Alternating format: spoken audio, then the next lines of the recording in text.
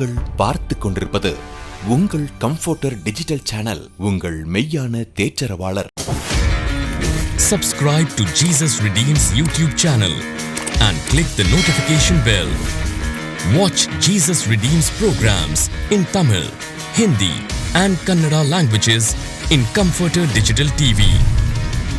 Listen to our 24/7 Comforter radio broadcast and subscribe to Evangel OTT and watch hundreds of Christian short films and videos and be blessed. Download Comforter TV and radio app today. Make use of Jesus Redeems programs available on various social media platforms. Spread the revival fire.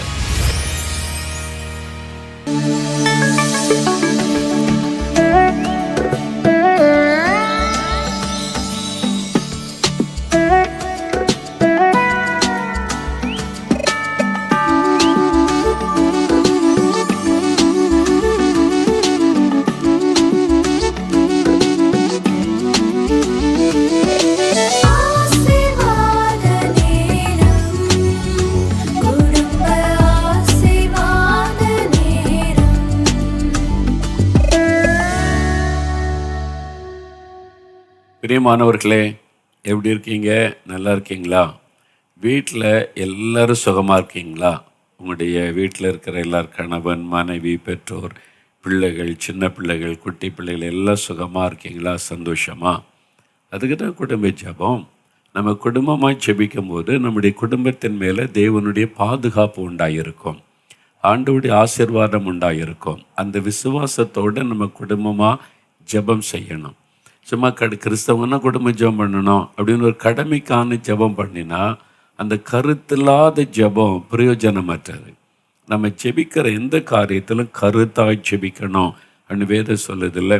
நாங்கள் ஜெபம் பண்ணால் எங்கள் குடும்பத்தில் தேவனுடைய பிரசன்னம் இருக்க, பாதுகாப்பு இருக்கும், சத்துரு நுழைய முடியாது. அந்த விசுவாசத்தோடு ஜெபிக்கணும்.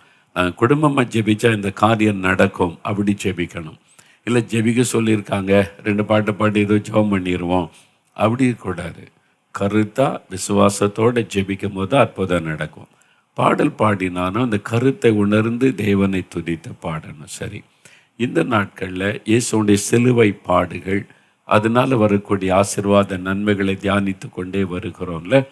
இப்போவும் பாருங்கள், ஒரு பாடலை முதலாவது பாட போகிறோம். நம்ம இயேசுடைய குடும்பத்தில் இருக்கிற பிள்ளைகள்லாம் வந்திருக்கிறாங்க. அவங்களோட சேர்ந்து ஒரு பாடல், சிலுவையின் நிழலில் அனுதினம் அடியான் சாய்ந்தேளை பாடிடுவேன். பழைய பாடல், ஆனால் ரொம்ப கருத்தான ஒரு பாடல். இந்த பாடலை அருமை பிள்ளைகளோடு சேர்ந்து எல்லாரும் கரந்தடி பாடலாமா? சேர்ந்து பாடுவோம்.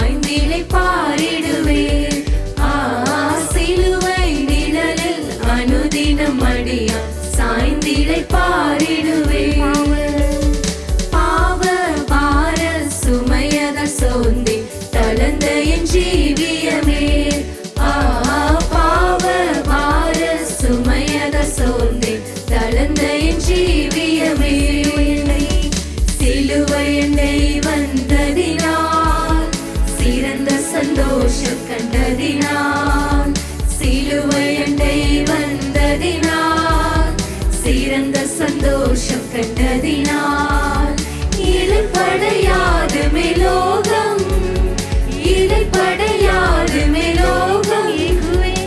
ஏகுவின் பரந்தே வேகம், மடியாம் சாய்ந்திலை பாரிடுவே. சிலுவை நிழலில் அனுதினம் மடியாம் சாய்ந்திலை பாரிடுவே. எவ்வித கொடிய இடருக்கும் அஞ்சி இயேசுவை சார்ந்து நிற்பேன். எவ்வித கொடிய இடருக்கும் அஞ்சி இயேசுவை சார்ந்து நிற்பேன். அவனியில் வியாகுலம் வந்தால் அவரை நான் அண்டிக் கொண்டால். அவனியில் வியாகுலம் வந்தால் அவரை நான் அண்டிக் கொண்டால். அலை மிக மோதிடும் அண்ணாள், அலை மிக மோதிடும் அண்ணாள். ஆறுதல் அடிப்பாரை சொன்னார். சிலுவை நிழலில் அனுதினம் அடியாம் சாய்ந்திலை பாரிடுவே. சிலுவை நிழலில் அனுதினம் அடியாம் சாய்ந்திலை பாரிடுவே. சிலுவை நன்பின் மறைவு கிருபையின் இனிய நிழலில். சிலுவை நன்பின் மறைவு கிருபையின் இனிய நிழலில். ஆத்துமனேசரின் அருகில், ஆத்துமனேசரின் அருகில் அடைகிறேன் ஆறுதல் மனதில். சிலுவை நிழலில் அனுதினம் அடியாம் சாய்ந்திலை பாரிடுவே. சிலுவை நிழலில் அனுதினம் அடியாம் சாய்ந்திலை பாரிடுவே. சிலுவையின் நிழல். இயேசு சிலுவையிலே நமக்காகப்பட்ட பாடுகள், அவர் அடைந்த வேதனைகளை நினைத்து நம்ம துதித்து ஜெபிக்கும் போது அதனுடைய ஆசீர்வாதம் நம்முடைய வாழ்க்கையிலே உண்டாகும். அதே மாதிரி சிலுவையை நினைத்து நம்ம தியானித்து ஜெபிக்கும் போது அற்புதங்கள் நம்முடைய வாழ்க்கையிலே நடக்கும். இன்னொரு பாடல் பாடலாம். எல்லாருக்கும் தெரிந்த பாடல் தான். என்ன பாட்டுமா? அழகானவர், அருமையானவர், இனிமையானவர். எனக்கு ரொம்ப பிடித்த ஒரு பாடல். சௌர சாம் ஜபத்தர் அண்ணன் எழுதின பாடல் இது. அழகானவர், அருமையானவர், இனிமையானவர். இயேசு கிறிஸ்து இனிமையானவர். நீங்கள் அவரை ருசித்து பார்த்தா தெரியும் அவர் எவ்வளவு இனிமையானவர் என்று. உங்கள் குடும்பத்தில் ருசிக்கிறீங்களா? அந்த ருசியோடு பாடணும். அவர் எவ்வளோ இனிமையானவர். சும்மா கடமைக்கு கஷ்டப்பட்டுக்கிட்டு அப்படியே பாடக்கூடாது. உற்சாகமாக ஆண்டவர் எவ்வளோ இனிமையானவர் என்பதை உணர்ந்து துதித்த பாடணும். சரியா? எல்லாரும் சேர்ந்து அந்த பாடலை பாடுவோம்.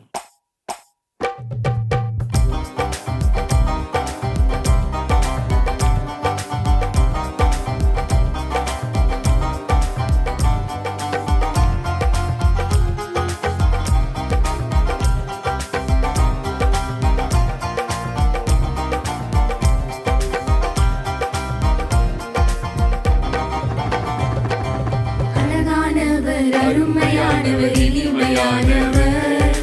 அழகானவர், அருமையானவர், இனிமையானவர். மகிமையானவர், மீட்பரானவர். மகிமையானவர், மீட்பரானவர். அவர் இயேசு, இயேசு, இயேசு. அவர் இயேசு, இயேசு, இயேசு. சேனைகளின் கர்த்தனாம் மகிமையின் ராஜா, என்றும் நம்மோடு இருக்கும் இம்மானுவேலர். சேனைகளின் கர்த்தனாம் மகிமையின் ராஜா, என்றும் நம்மோடு இருக்கும் இம்மானுவேலர். இம்மட்டும் இனிமேலும் எந்த நேசர், இம்மட்டும் இனிமேலும் எந்த நேசர். என்னுடையவர், என் ஆத்மநேசரே. என்னுடையவர், என் ஆத்மநேசரே. அழகானவர், அருமையானவர், இனிமையானவர். அழகானவர், அருமையானவர், இனிமையானவர். மகிமையானவர், மீட்பரானவர். மகிமையானவர், மீட்பரானவர்.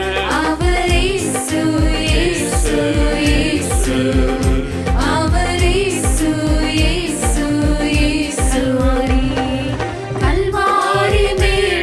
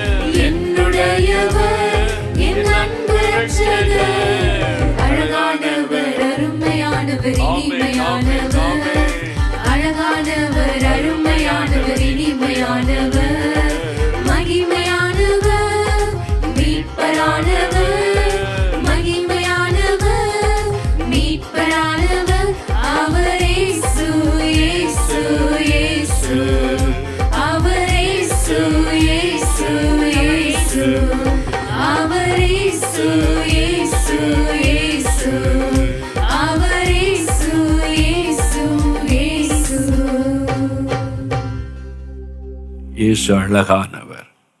அவரை போல சௌந்தரியமான ஒருவரை பார்க்க முடியாது. ஆனால் ஏசாயா 53:2-3 வாசிக்கும் போது அவருக்கு அழகும் இல்லை, சௌந்தரியமும் இல்லை, நாம் விரும்பத்தக்க ரூபம் அவருக்கு இல்லாதிருந்தது அப்படின்னு பைபிள் எழுதியிருக்கிறாரு. அவர் அழகையெல்லாம் இழந்துட்டார். சிலுவையில் அவர் கைகளை ஆணடிக்கப்பட்டு, கால்களை ஆணடிக்கப்பட்டு, தலையிலே முள்முடி சூட்டப்பட்டு, முகத்தில் அவர் அடித்ததுனால முகமெல்லாம் வீங்கி அவருடைய சரீரம், அவருடைய முகம் அகோரமாய் மாறிவிட்டது. அந்த அழகெல்லாம் சிலுவையில் இழந்துட்டார். ஏன் தெரியுமா? அழகான இயேசு சிலுவையிலே அவர் அழகையெல்லாம் இழந்து அந்த கேடு அடைந்ததன் நோக்கம் நமக்காக, உங்களுக்காக. அவர் சிலுவையில் ரத்தம் சிந்தினார், காயங்களை ஏற்றுக்கொண்டார்ல. அவர் ரத்தத்தை சிந்தினா மட்டும் போதுமே, உடம்பு முழுவதும் காயம், தழும்புகள். அந்த தழும்புகளை குறித்து வேதத்தில் சொல்லியிருக்கல. ஏசாயா 53:4 5 இந்த 2 வாசிக்கும் போது நமக்காக சிலுவையில் அடிக்கப்பட்டார், அவருடைய தழும்புகளால் குணமாகிறோம். 1 பேதுரு 2:24 அவருடைய தழும்புகளால் குணம் ஆனீர்கள் அப்படின்னு சொல்லப்பட்ட இந்த தழும்புகள், அந்த காயத்தினால் உண்டான தழும்புகள், அது விசுவாசித்து நம்ம ஜெபிக்கும் போது அந்த அற்புதத்தை நம்ம பார்க்க முடியும். என் ஊழியத்தின் ஆரம்ப காலத்தில் ஒரு சமயம் தூத்துக்குடியில் ஒரு கூட்டத்துக்கு நான் போயிருந்தேன். ஒரு ஆலயத்தில் ஞாயிற்றுக்கிழமை ஆராதனை முடிந்தது. ஆலயத்துக்கு வெளியிலே சிலர் காத்திருந்தாங்க. ஆபத்தான நிலைமையில் ஆஸ்பத்திரியில் ஒரு குழந்தைய வச்சுருக்கிறோம், நீங்கள் வந்து ஜெபம் பண்ண முடியுமான்னு கேட்டாங்க. எனக்கு இரவில் அடுத்த கூட்டம் இருக்குது, நான் ஆயத்தப்படணும். ஆனால் ஒரு குழந்தைக்கு ஆபத்தான நிலைமையில் ஆஸ்பத்திரியில் இருக்குதுன்னு சொல்கிறாங்களே, போய் ஜெபம் பண்ணிட்டு வந்துடலான்னு அவங்களோட நான் போனேன். ஒரு ஆஸ்பத்திரிக்குள்ளே கூட்டிகிட்டு போனாங்க. அங்கே ஒரு குழந்தை கண்ணாடி பெட்டிக்குள்ளேன்னா அதனுடைய தலை மாத்திரம் கண்ணாடி பெட்டிக்குள்ளே இருக்கிற மாதிரி, உடம்பு வெளியில் இருக்கிற மாதிரி வச்சிருக்கிறாங்க. அது ஏதோ ஒரு விதமான ட்ரீட்மெண்ட்டு.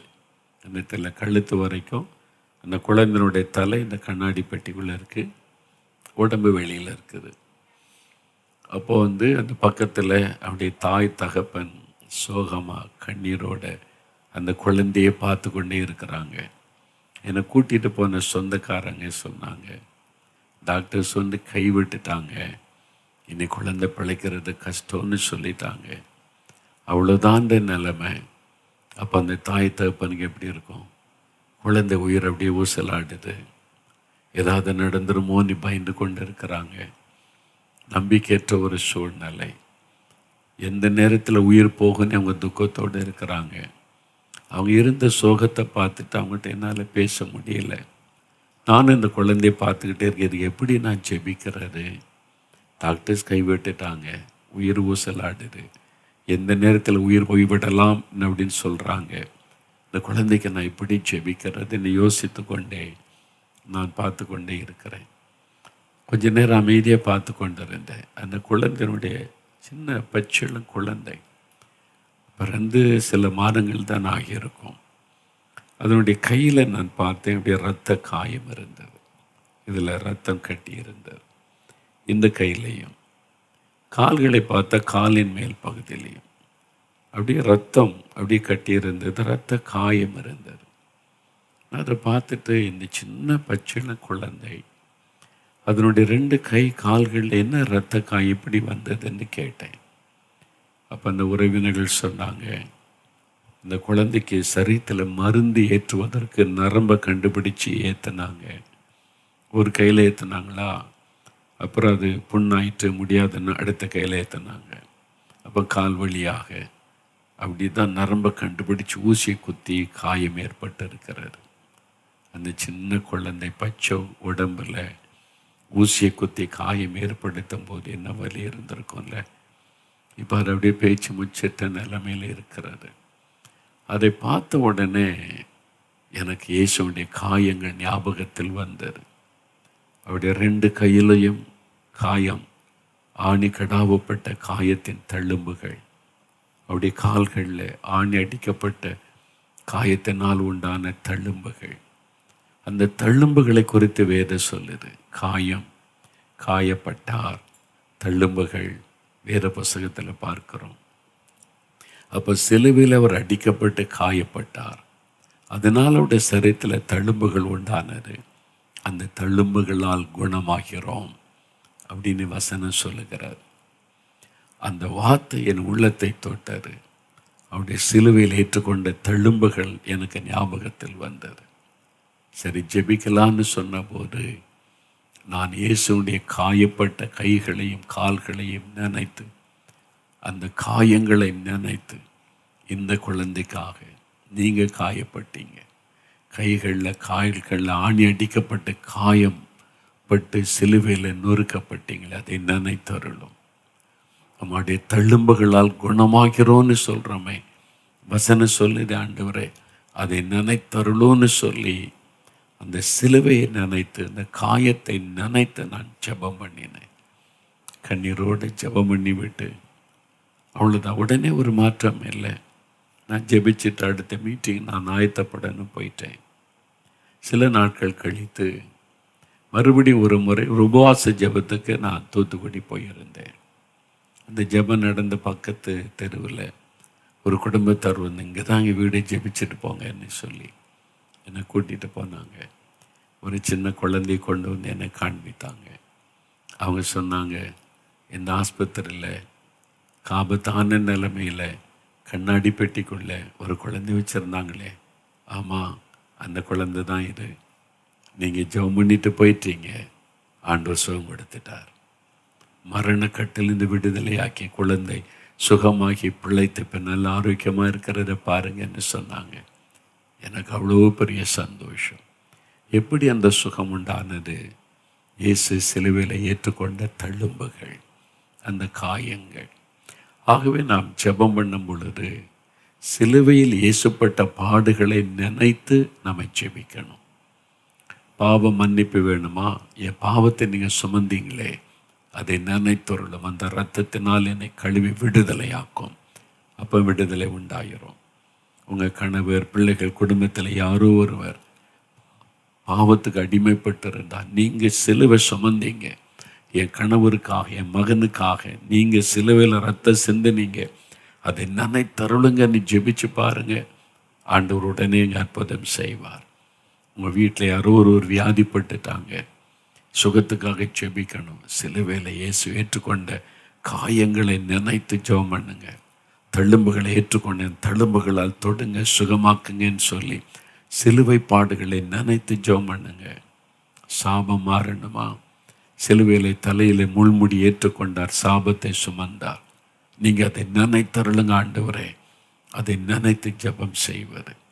பாடுகள், நிந்தைகள், உபத்திரவங்கள் எதுவானாலும் சிலுவையில் நம்முடைய பாடுகளை ஏற்றுக்கொண்டார், துக்கங்களை சுமந்தார், நிவாசிக்கிறோம்ல, அதை நினைத்து ஜெபம் செய்வது.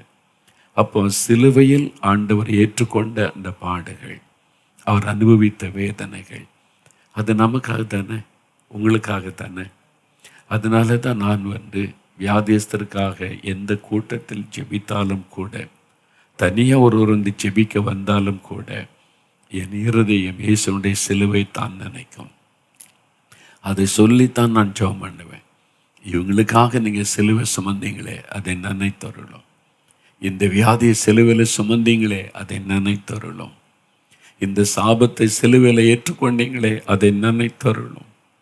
இவங்களுக்கு சுகம் கொடுக்க தழும்புகளை ஏற்றுக்கொண்டீங்களே, அதை நினைத்தருளும்.